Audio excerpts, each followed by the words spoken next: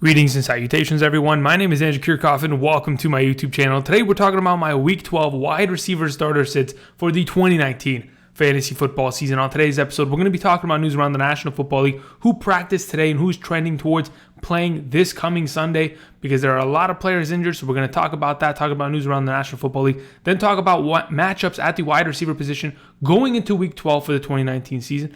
And then we're going to talk about my top 36 wide receiver rankings on the week. Before we begin, let me remind all of you, if you haven't yet already, subscribe to the channel, click that subscribe button, click the bell notification button to stay up to date on my latest content.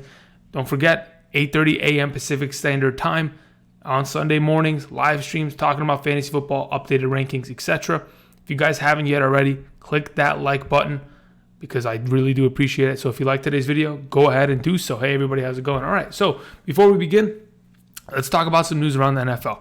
Starting off with players that could potentially play on Thursday night. So Will Fuller, T.Y. Hilton, two guys that as of right now are trending in the right direction. According to what I heard, T.Y. Hilton, if he was to practice today, there wasn't technically an official practice, but if he was to do so, he would have practiced today. So he is in the ballpark.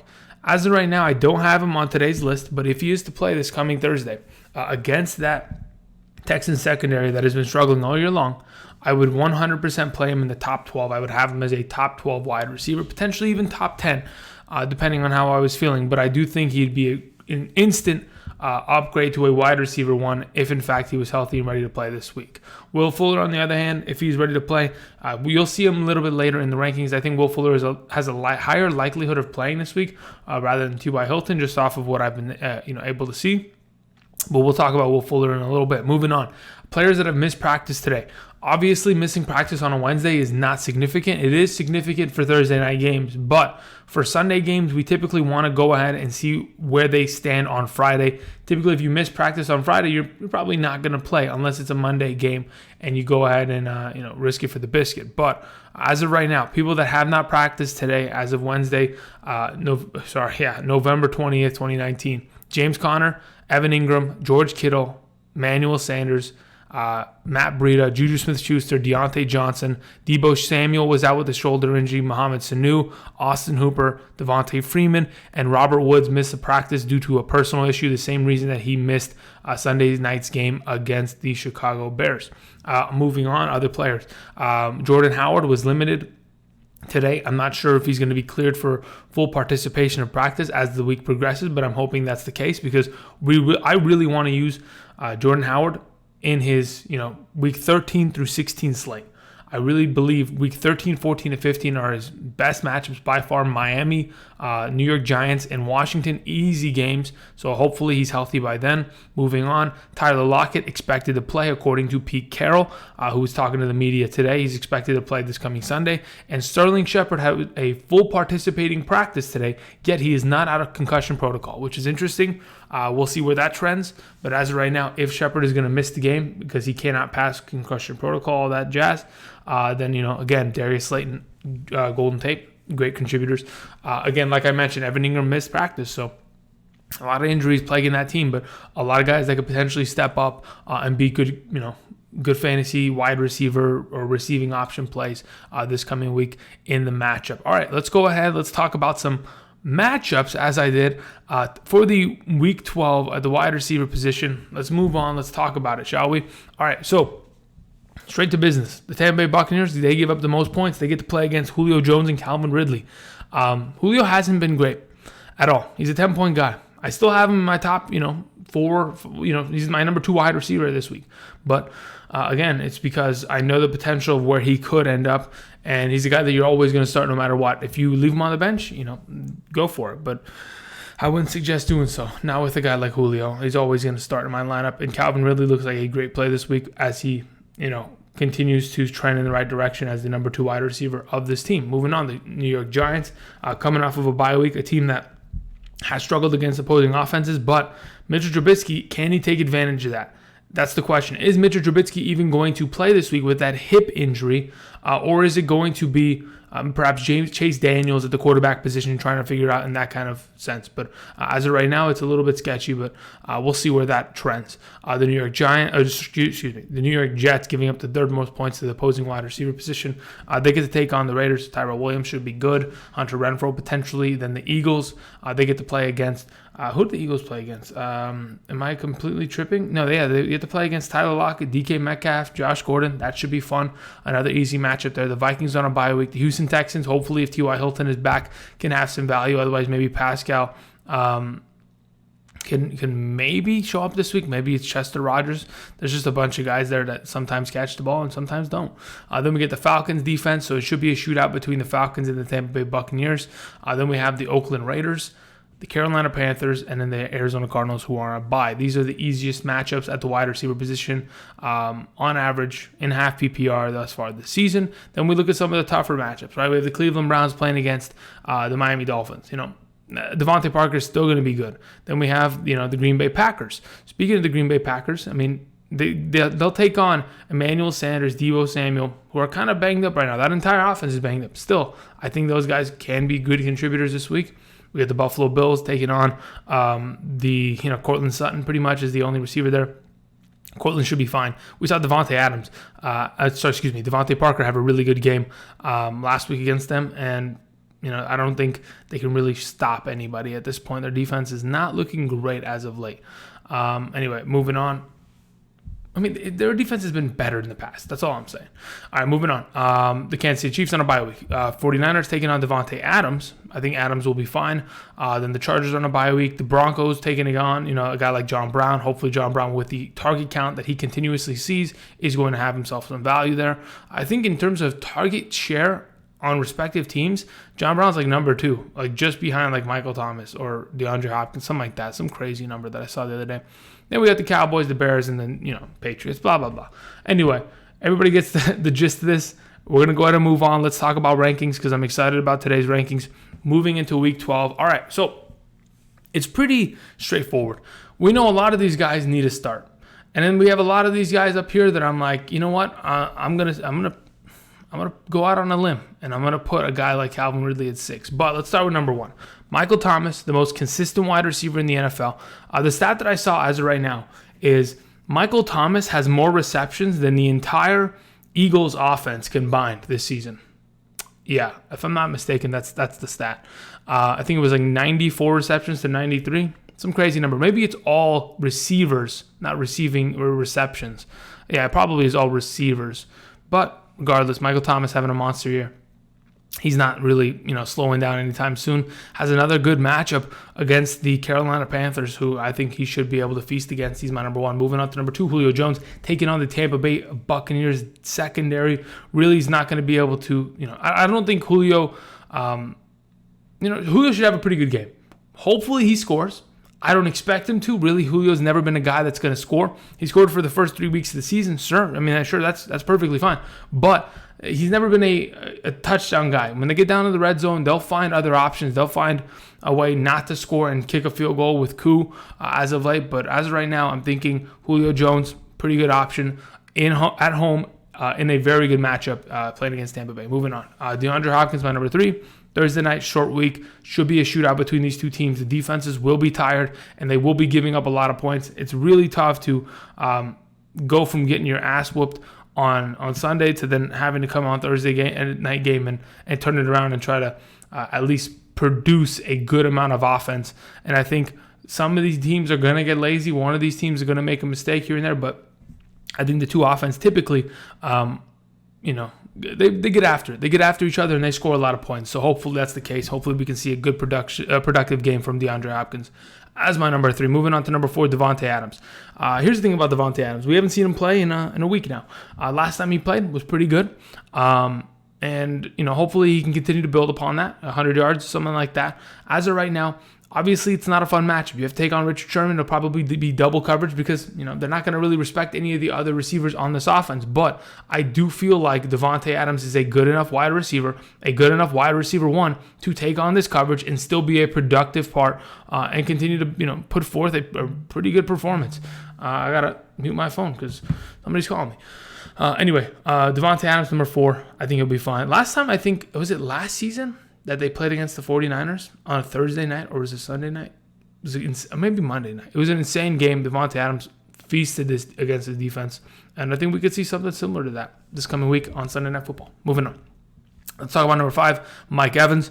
Mike Evans taking on Atlanta. I know Atlanta has been good in the last couple weeks, but after I saw the meltdown of that Tampa Bay offense last week and how underutilized a guy like Mike Evans was, I really do feel like this week they're going to have to turn something around. This is too good of an offense, and these are too good of wide receivers to leave on your bench. Sure, Mike Evans might put up a 10-point week again, but I'm leaning towards the upside of having himself score a touchdown or being that big performance play. So as of right now, I leave him at my number 5. Moving on to number 6, probably the most shocking play here. I'm thinking Calvin Ridley against the Tampa Bay Buccaneers is a very easy play.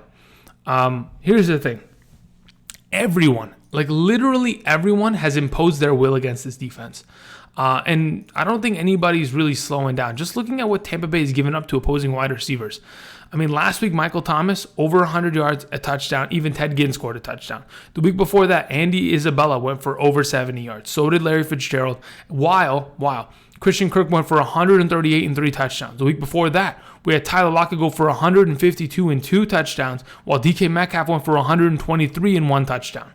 There is so much opportunity to score on this defense. There is no way that Calvin Ridley and Julio Jones leave Week 12's matchup without good performances, and I'm 100% buying in on the two of them. I think they should be great plays, and Calvin Ridley should be a big contributor this week as my number 6 wide receiver. Moving on to number 7, DJ Chark had a great Week 11 with 2 receiving touchdowns and 15 targets. That's the underlining value that you're going to continue to get. And I think that is going to consistently go in his direction, especially considering this is a team that in their upcoming matchups are probably slated to lose. So they're going to have to play from behind. Yes, they're going to probably establish the run, but as of right now, from what I'm looking at, DJ Chark getting a 15-target game with Nick Foles makes me believe that this entire offense is 100%, there was no time to kind of like re-implement or try to, find their footing. They picked up exactly where kind of Minshew left off with feeding Chark, and that's exactly where we want to see it. And as of right now, going into this matchup against Tennessee, I'm perfectly fine with Chark at my number 7. Moving on to number 8, Jamison Crowder. Now, this is a guy that for the next coming weeks continues to see fantastic matchups. Now, Jamison Crowder, as of right now, in the last 3 weeks, in half-point PPR, which is typically what I base these rankings on, was it like 18, 16, 16? He's not slowing down. He's scoring touchdowns. And this offense has looked very good. They get to take on the Oakland Raiders, not particularly good in the secondary, and not particularly good against slot receivers this season. And I think Jamison Crowder, who is the number 1 wide receiver of this Jets offense, is going to be very productive, and he's going to have himself a good week once again, especially in PPR, half PPR. It's a guy that continues to see a great amount of targets. There's nothing out there. Play at home. It should be fun.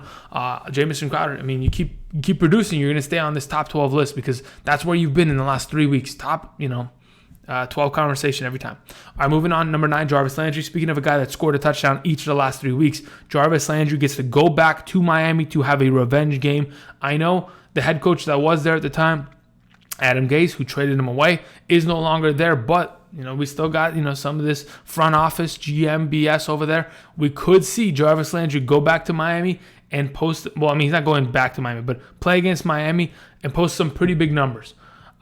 It's pretty much a revenge game. They come to Cleveland, they have home field advantage, and I really do think Jarvis Landry continues to be a great contributor. Hit me, 10+ targets each of the last 3 weeks. This is a guy that really has been slept on for the early half of the season and is finally kicking it into full gear and producing like the wide receiver he's supposed to be. He's supposed to be this good. It's not by accident. It's not like, Jarvis Landry's only as good because a guy like Odell Beckham isn't able to produce. No. They're supposed to both produce at a high level. Because they don't is a completely different reason. They're supposed to both produce at a high level, and at least Jarvis Landry is being able to do it in the last couple weeks. Again, the last 4 weeks, 10 targets, 13 targets, 10 targets, 7 targets, and been pretty good. So hopefully he continues. Moving on, number 10, Chris Godwin. Chris Godwin, despite not having a great second half of the season, still ended up scoring last week. His target count kind of scares me. This is reminding me of Adam Thielen of last year. I think Chris Godwin is the Adam Thielen of last year. Adam Thielen had those incredible 100-yard performances for the first 9 weeks of the season, where he had consistent numbers and it was 20-plus points every week, and he was feasting. And in the second half of the season, he disappeared. He became a 10-point guy every single week on average in half PPR, and this is what's scaring me about Chris Godwin. There's a potential that he could end up being the 2019 Adam Thielen, and that's unfortunate, but hopefully that's not the case. Hopefully in this matchup against the Atlanta Falcons, yes, they've been playing better defense, but still have the same core of players and can still be exposed like they used to be, and I think Chris Godwin has a very good opportunity to do so. He's my number 10. Moving on to number 11, Odell Beckham Jr. OBJ, they play Miami. If there's ever going to be a week where he has another pop-off game, it is this week. It is against this terrible defense of the Miami Dolphins. I have a hard time thinking that Odell Beckham cannot produce. Now, he hasn't produced all season long. The guy has like 88 targets and 48 receptions. Terrible numbers, right? But I'm thinking over the last couple weeks, he's seen a lot of targets, 12 targets, 10 targets each of the last 2 weeks. His catching percentage is not there. It will get there. But when we look at his performances against some of these bad teams, going back to even week 2 against the New York Jets, when you give him opportunity, he will take advantage of it. And this is a defense that really is not going to be able to stop them. And I think he'll have a good week here as my number 11 wide receiver. Moving on, Cooper Kupp. Cooper Kupp, again, another one of these guys, similar to a Chris Godwin, has kind of disappeared in the last couple of weeks, right? We saw Cooper Kupp having 20.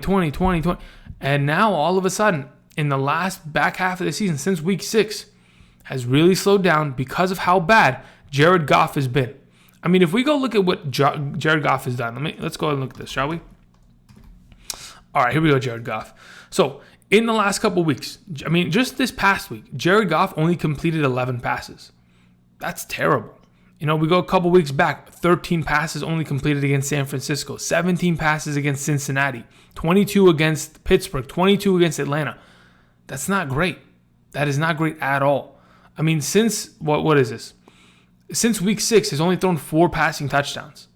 All of them probably to Kupp, but really just these aren't great numbers. These are not convincing enough numbers that are going to help a Cooper Kupp. So he'll sit at this end of this, wide receiver one conversation, because I have hope that he can still produce in the slot position for this offense. But again, this is a lot more difficult because of the ineptitude of a guy like Jared Goff really weighing this offense down. All right, moving on. Let's talk about my wide receiver twos. Guys that really, I'm telling you guys, I had a hard time coming up with these rankings because, truth be told, there are so many good wide receivers in the National Football League, right? I have to give the respect to a DeAndre Hopkins and a Mike Evans and a Julio Jones, right? So they have to stay in that top 12 conversation. Same thing with Cooper Kupp and Chris Godwin, right? I have to leave them there because of how good they've been and because you have to start them, right? But these guys, the 13 through 24, probably these wide receivers make me more excited this week than the top 12.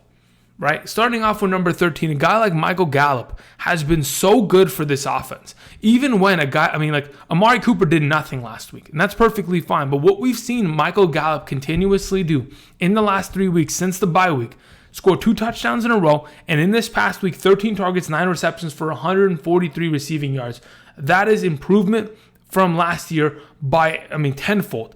Michael Gallup is really becoming a top wide receiver, and in an offense that really wants to throw the ball because Zeke can't do anything, Michael Gallup is being asked to do a lot, and he's producing a huge amount for this offense.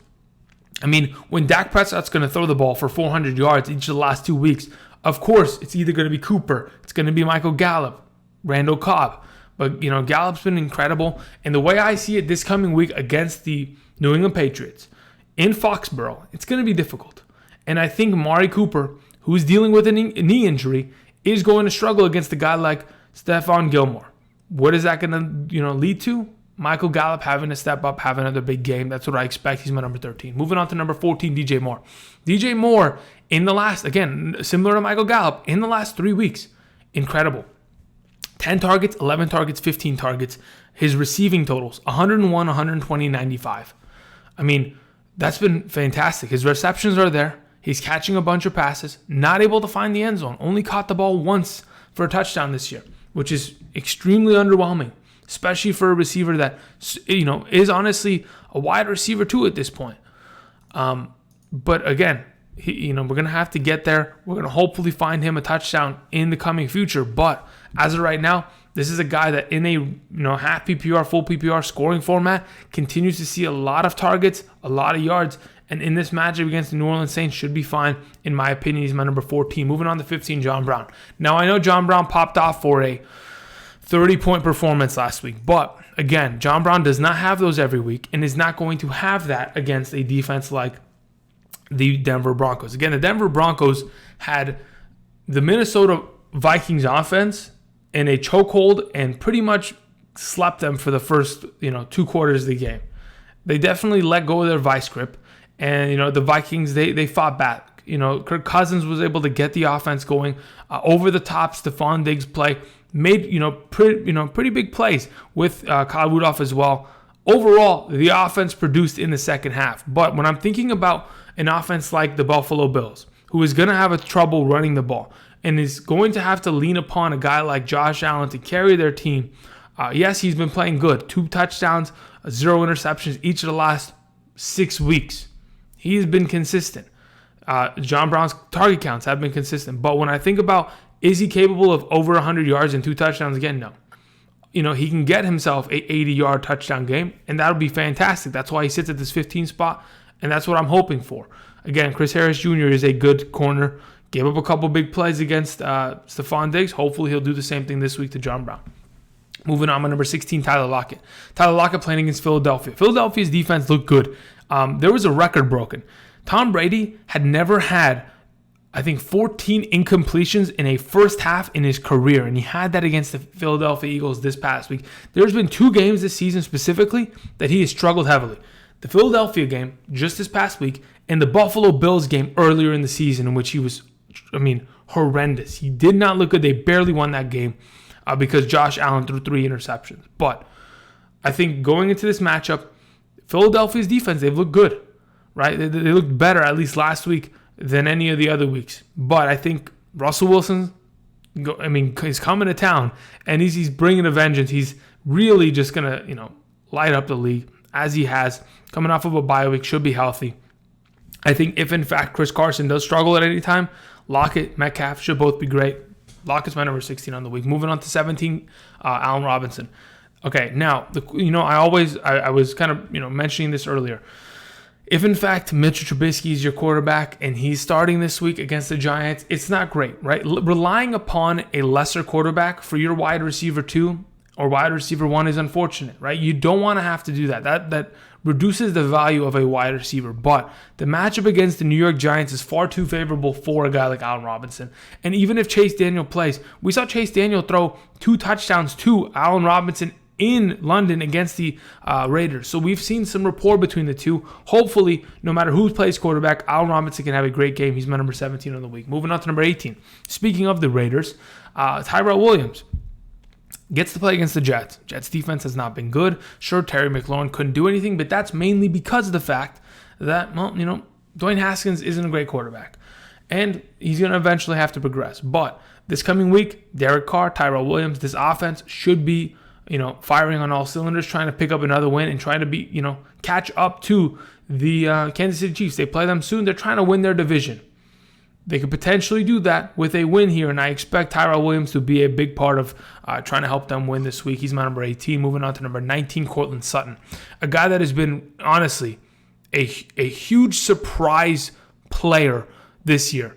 When we thought about this offseason, who is going to be the big step-ups for this offense, we thought, okay, maybe they're going to continue to run the ball.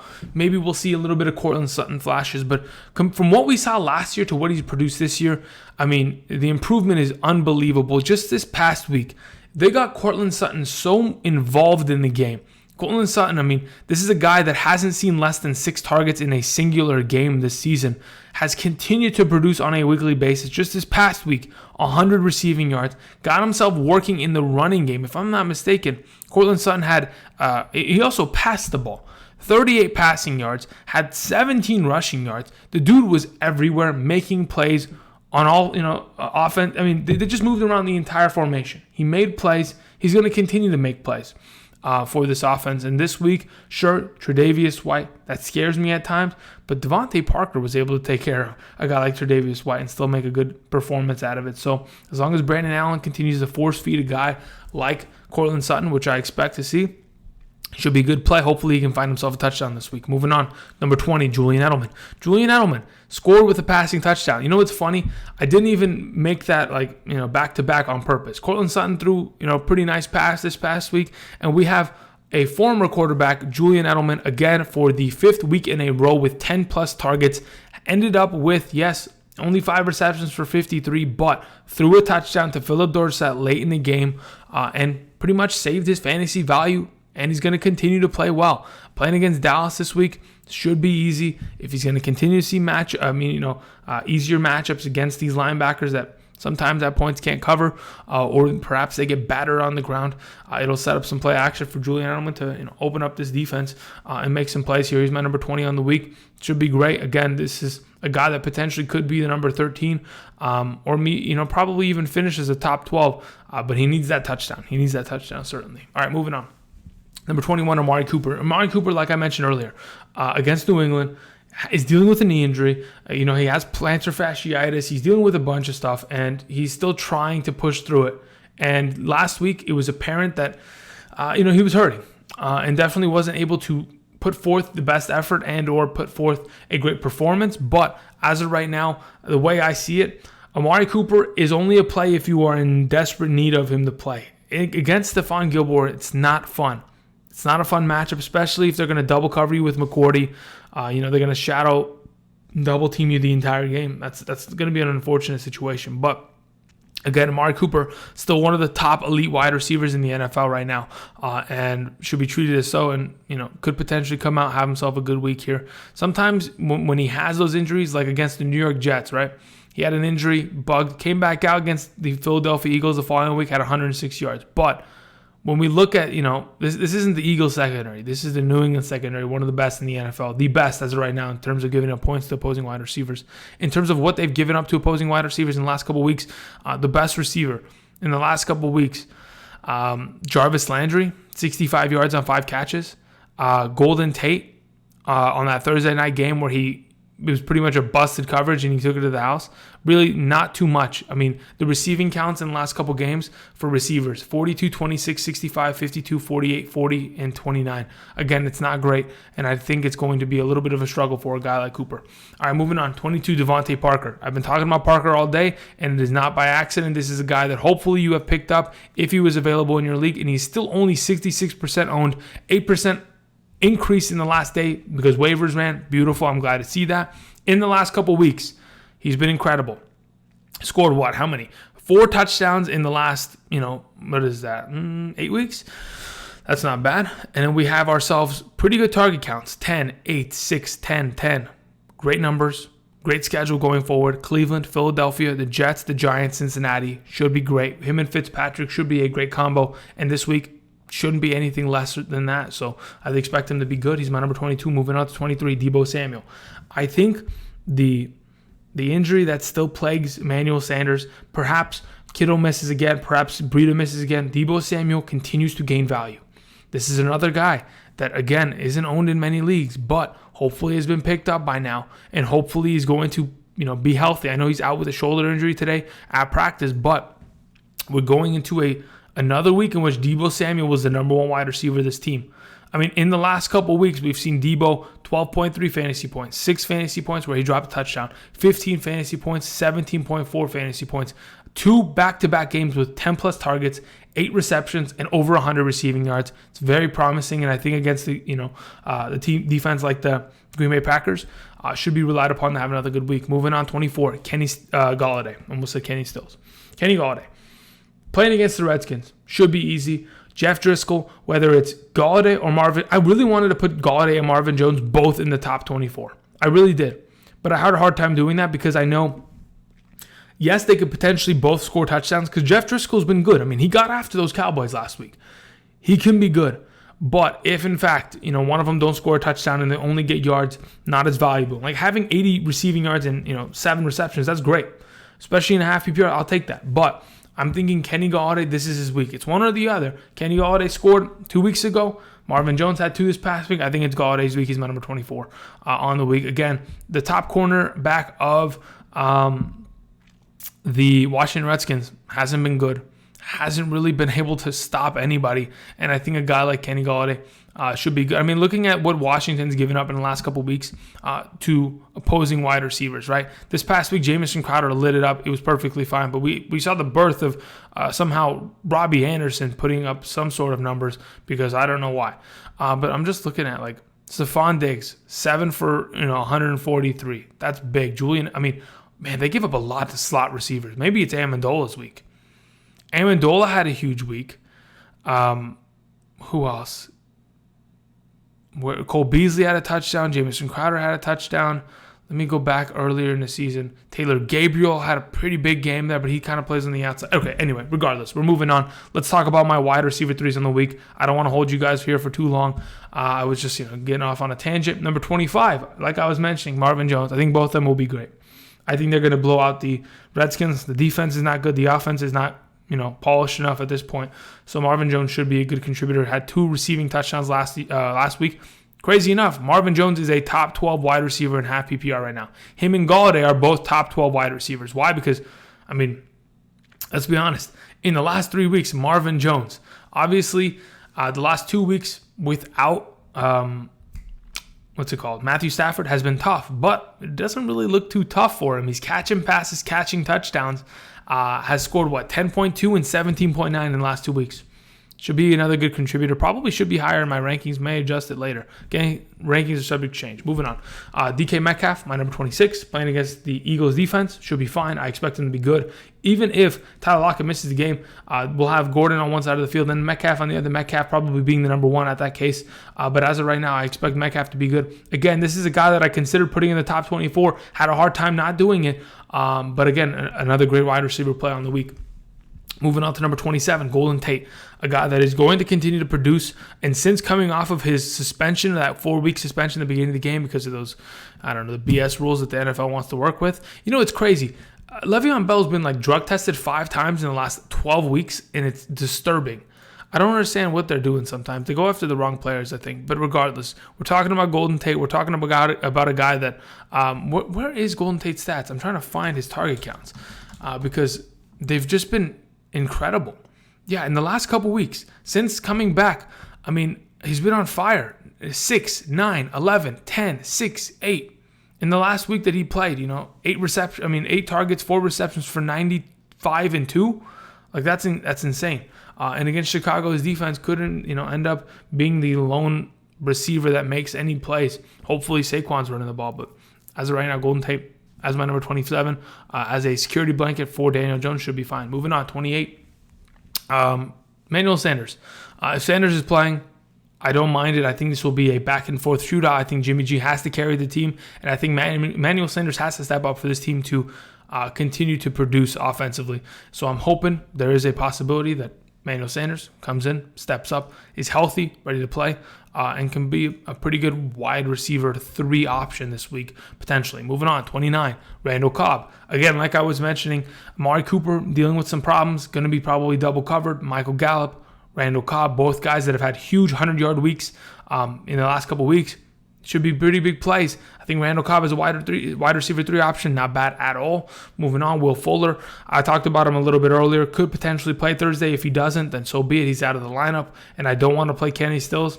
But if he does end up playing, this is a guy that has seen a lot of targets this year and has been a really big, how do I explain it? If in fact DeAndre Hopkins isn't open, right? What happens? Deshaun Watson gets sacked or has to run. Now, what we've seen in the couple weeks in which they were both on the on the field at the same time, the guy saw decent targets: 7, 7, 6, 16, and 9. Those are good target counts. Those are numbers that if he can catch majority of the passes, could be a solid wide receiver 3 with the upside of a touchdown and maybe scoring a big play. But as of right now, he's my number 30. Moving on to number 31, Nelson Agholor. I don't expect a guy like Alshon Jeffrey to play, and I do expect the Seahawks defense to give up some points. Now, Nelson Agholor is probably the guy to step up, after a guy like Ertz. But as of right now, Nelson Agholor, a decent wide receiver pick up and play potentially. Moving on, James Washington. If Juju's out and Deontay Johnson, both of them trending to be out, are both out. James Washington, a huge play this week, could be a good. They're playing against Cincinnati. Should be great. Honestly, he could be even better than 32, but I'm a little weary because of the inexperience and the quarterback play of last week. Maybe they just want to heavily run the ball. We'll see, but I think James Washington could be a really big play this week. Moving on, Robert Woods, or maybe even Brandin Cooks. This should be a slash Brandin Cooks. If Brandin Cooks comes back and Robert Woods is out, I'll play Brandin Cooks. I'll be perfectly fine with that as a wide receiver 3. As of right now, he's taking time away to, be personal issues, probably family. Hopefully he comes back and can play this week. I don't mind him as a wide receiver 3 option. Mohamed Sanu really shit the bed this past week. After coming off of a 10-target, huge reception count game and a touchdown against the Baltimore Ravens. Unfortunately, the Eagles matchup just didn't treat him very well. And maybe going into this coming week's matchup against the Dallas Cowboys, if it's a back and forth shootout, could see some more work. But I expect him to be the number 2 the number 2 receiving option on that offense. Darius Slayton, number 35, playing against Chicago. I think he'll be fine. I think I don't know if Sterling Shepard's going to play. Darius Slayton might be a wait a week and kind of see what he can do and then play him in the coming matchups because of how easy they are. But as of right now, I don't mind him as a wide receiver 3 option this week comparatively to a bunch of other guys. Number 36 sits at D.D. Westbrook, playing against the Tennessee Titans. Now, there are a lot of other options. A.J. Brown can be on this list, certainly. I think A.J. Brown has done enough and can do enough against Jacksonville on the other side of this matchup to be a decent wide receiver play this coming week. Outside of that, you could potentially play a Tyler Boyd at the number, at this 36 spot. That wouldn't be a problem. Maybe even Cole Beasley. A guy like Zach Pascal could be an option. Danny Amendola, like I was mentioning earlier. Hunter Renfrow. Curtis Samuel wasn't on today's list. There are a bunch of guys that have a lot of value in fantasy, but I couldn't fit them all. But I'm comfortable with this list for as of right now. Rankings are always subject to change. I want to thank everybody for watching. Thank you again for supporting the channel. Tomorrow we'll be talking about quarterbacks and tight ends for Week 12, and we'll talk about Thursday Night Football between the Colts and the Texans. Hopefully some news will arise in the coming hours or tomorrow morning to kind of give us a better idea of who we should be playing tomorrow. Again, thank you everybody for watching, and until next time, which will be tomorrow, again, thank you, and I'll see you guys. Peace.